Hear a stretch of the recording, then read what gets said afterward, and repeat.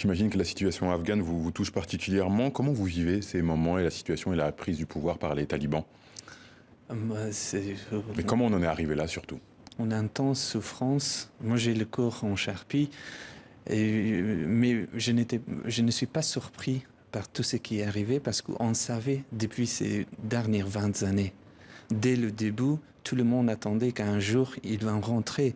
Parce que imaginez la situation d'Afghanistan comme dans une pièce, le l'eau qui coule du plafond. Et tout le monde essaye de prendre une éponge, un torchon pour nettoyer les taches de l'eau. Mais il n'y avait aucune volonté de fermer ce trou.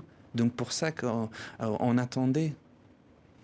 Pour vous, les autorités ont une part de responsabilité dans la prise de pouvoir des talibans? Bah, le gouvernement lui-même était un gouvernement corrompu parce qu'ils n'étaient pas, ils n'ont pas devenu au pouvoir avec l'accord de tout le peuple. Il y avait eu la corruption au moment des élections présidentielles. Et il avait donné, par exemple, il avait demandé à un mécanicien de travailler à la place d'un boulanger. Il avait demandé à un boulanger de travailler avec les médecins pour opérer un corps. Donc c'est ça qui était formé le gouvernement, les gens analphabètes. Et moi, tout le monde attendait. Cette situation vous touche particulièrement. Dans votre livre, vous êtes très optimiste. Est-ce que vous avez de l'espoir pour l'avenir de l'Afghanistan? Euh, Moi, je porte toujours l'espoir parce que sur mon voyage pendant 2 ans, comme je vous ai dit tout à l'heure que j'ai franchi plusieurs fois le port de l'amour, c'était l'espoir que j'avais toujours porté sur moi. Et même maintenant, j'ai l'espoir pour l'avenir, même pour mon pays aussi. Parce que si on arrête l'espoir, la vie n'a pas de sens. Donc moi, toujours, je suis optimiste et je porte l'espoir et je partage cet espoir avec mes compatriotes. Vous avez connu le régime des talibans. Comment ça s'est passé? Comment vous avez vécu ces moments-là? Alors à ce moment-là, la vie était sombre.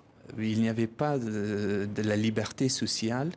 Les femmes étaient obligées de porter le burqa et d'être confinées à la maison, pas de droit au travail ni à étudier. Et les hommes, ils étaient obligés de laisser leur barbe.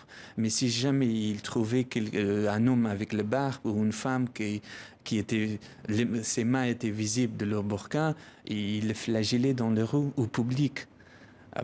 C'était inimaginable. Et à ce moment-là, la vie était désespérée et tout le monde avait sans espoir, sans avenir. C'est ma dernière question. Vous comptez un jour retourner en Afghanistan? Vous espérez y retourner un jour? Pour le moment, c'est impossible.